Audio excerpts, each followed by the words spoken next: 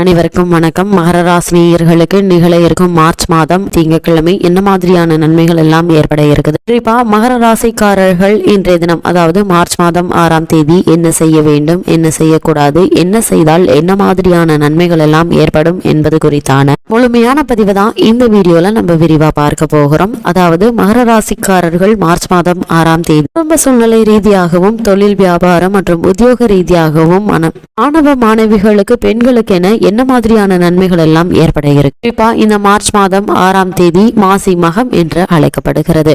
மாசி மாதத்தினுடைய மகம் நட்சத்திரத்தில் வரும் விரதம் சிறப்பு வாய்ந்ததாக கருதப்படுகிறது. ஒவ்வொரு மாதமும் மகம் நட்சத்திரம் வந்தாலும் மாசி மாதத்தில் வரும் மகம் நட்சத்திரமே மாசி மகம் என்று கொண்டாடப்படுகிறது. ஏனெனில் அந்த நாளில் தான் பார்வதி தேவி தக்கனின் மகளாக அவதரித்ததாக புராணங்கள் தெரிவிக்கின்றன.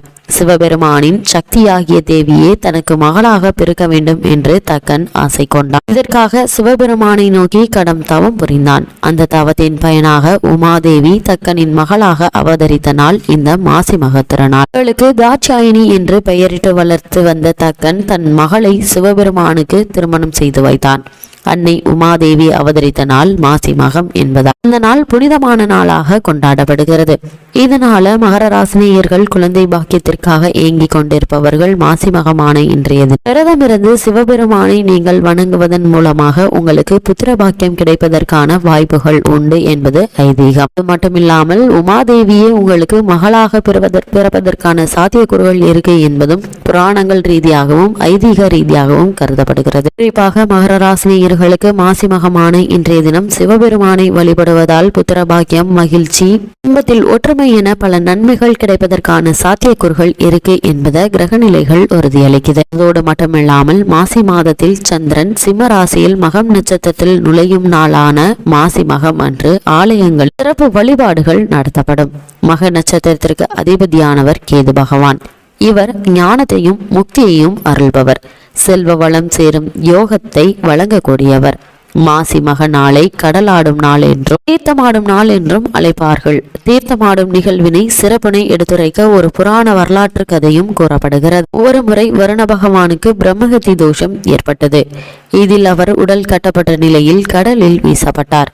அதில் இருந்து விடுபட வருணன் சிவபெருமானை நினைத்து பிரார்த்தித்தார். இந்த நிலையில் வருணன் கட்டுண்டு கிடந்ததால் உலகில் மழையில்லாமல் வறட்சியும் பஞ்சமும் நிலவியது.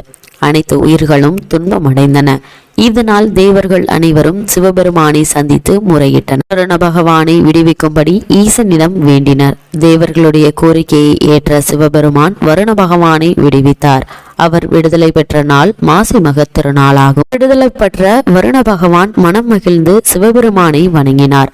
பின்னர் ஈசனிடம், இறைவா, நான் பிரம்மகத்தி தோஷத்தில் பீடிக்கப்பட்டு கடலில் கிடந்த போது நீருக்குள் இருந்தபடியே உங்களை வணங்கினேன். அதன் பயனாக எனக்கு விடுதலை கிடைத்தது. அதை போல் மாசி மகத்தன்று புண்ணிய தீர்த்தங்களில் மூழ்கி நீராடி இறைவனை வழிபடும் அனைவருக்கும் அவர்களின் பாவங்களையும் பிறவி துன்பங்களையும் நீ அருள் செய்ய வேண்டும் என்று கேட்டார். இதன் காரணமாகவே மகர ராசிக்காரர்கள் மாசி மகம் நிகழக்கூடிய இன்றைய நாள் புனித தீர்த்த தலங்களில் நீராடி உங்களுக்கு வேண்டும் வரங்களை நீங்கள் கேட்கும் போது அந்த வரங்கள் அப்படியே கிடைப்பதற்கான வாய்ப்புகள் அதிகம் உண்டு. அதாவது புத்திர யோகம், குடும்பத்தில் நிகழக்கூடிய மகிழ்ச்சி, சந்தோஷம், குடும்பத்தின் ஒற்றுமை, உத்தியோகத்தில் வெற்றி என பல நன்மைகளும் கிடைக்கக்கூடிய ஒரு நாளாக இந்த மாசி மக திருநாள் அமைந்திருக்கிறது. சிவபெருமானும் வருணன் கேட்ட வரத்தை வழங்கினார். அன்று முதல் தீர்த்தமாடல் நிகழ்ச்சி சிறப்புடன் நடைபெற்று வருகிறது இந்த மாசி மகமான இன்றைய தினத்தில். அது மட்டுமில்லாமல் மாசி மகத்தன்று பிரசித்தி பெற்ற புண்ணிய தலங்களில் ஆறு, கடல், குளம் போன்ற தீர்த்தங்களில் நீராட வேண்டும். இவ்வாறு செய்வதால் சகல தோஷங்கள் நீங்கும்.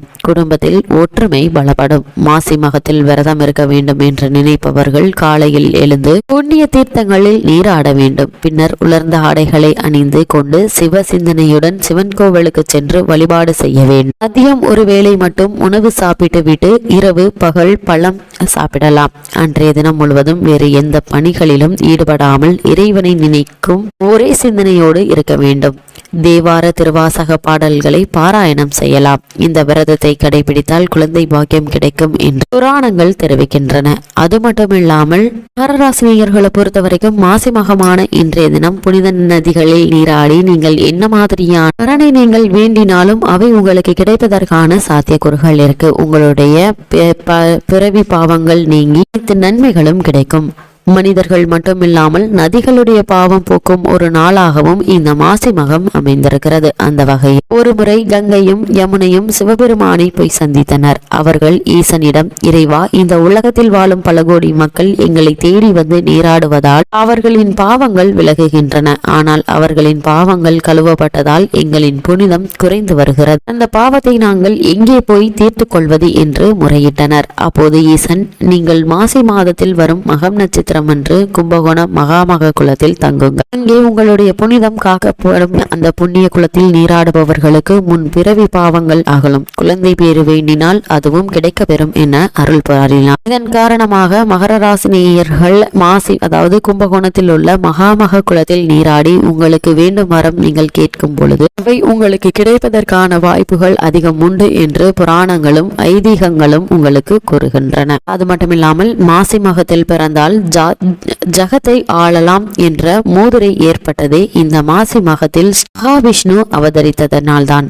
இம்மாதத்தை தான் மாங்கல்ய மாதம் என அழைத்து புது தாலிச்சரடு அணிந்து அம்பிகையை குங்குமத்தால் அர்ச்சிக்க தீர்த்த சுமங்கலியாக வாழ்வர் மனமான தம்பதியினர். கல்வி கேள்விகளில் சிறந்து விளங்க ஸ்ரீ சரஸ்வதி தேவியையும் ஸ்ரீ ஐக்ரீவரையும் இந்த மாதத்தில் பூஜிக்க கல்வி அறிவில் சிறந்து விளங்குவர். அது மட்டுமில்லாமல் மகர ராசி சேர்ந்த மாணவ மாணவிகள் இந்த மாசிமகமான இன்றைய தினம் சரஸ்வதியையும் ஐகிரீவரையும் நீங்கள் வணங்குவதன் மூலமாக உங்களுடைய கல்வியில் சிறந்து விளங்கக்கூடிய ஒரு சந்தர்ப்பம் ஏற்படும். மாசி மகத்தன்று திருக்கோவில்களில் உள்ள உற்சவ மூர்த்திகளை நதி நன்னீரில் நீராட்டுவர். புனித நதிகளில் நீராடினாலோ அல்லது தங்கள் வீட்டில் குளிக்கும் போது கங்கை, யமுனை, காவேரி, சரஸ்வதி, நர்மதை, துங்கபத்ரா, கருடகங்கா, திருவேணி சங்கமம், மந்தாகினி, தாமிரபரணி, கர்ணப்பிரயாகை, ருத்ரப்பிரயாகை ஆகிய புண்ணிய நதி தீர்த்தங்களை மனதால் நினைத்து நீராடினாலோ அல்லது மாசிமக வைபவங்களை படித்தாலோ மிக பெரும் புண்ணிய பலனை அடைவர். இம்மாதத்தில் நீர்நிலைகளில் புதிய நீரூற்றுகள் உண்டாகி எடுக்க குறையாத மென்மேலும் பெருகி என்றென்றும் வற்றாத ஜீவ நதியாக பிரவீகரிப்பதும் இம்மாசியில்தான். அன்னை பார்வதி தேவி வலம்புரி சங்கு அம்சமாக தோன்றியதும் சிவபெருமான் தனது திருவிளையாடல்களை நிகழ்த்தியதும் இம்மாதத்தில்தான். இம்மாதத்தில் தான தர்மம் செய்வோருக்கு சிவபெருமானும் திருமாலும் இணைந்து வரங்களை வழங்கி அருள்வர். பாதகங்களை செய்து அதனுண்டாகும் பிரம்மஹத்தி தோஷங்களையும் போக்கடிக்கும் 2 ஏகாதசி விரதங்கள் வருவதும் இந்த மாதத்தில்தான். ஆருடையான் நோன்பும் சாவித்திரி விரதமும் வருவது இந்த மாதத்தில்தான். எந்திர தந்திரங்களும் மந்திர உபதேசங்கள் பெறவும் சால சிறந்த மாதம். குலசேகர ஆழ்வாள் அவதரித்த மாதம். தானத்தில் சிறந்த அன்னதானத்தின் பெருமைகளை சொல்வதும் இந்த மாதம்தான். சுவாமி மலையில் தன் தகப்பனுக்கு பாடம் சொன்ன சுப்பையனின் அதாவது ஸ்ரீ முருகப்பெருமானின் வைபவம் இந்த மாசி மாதத்தில் தான் நிகழ்ந்தது.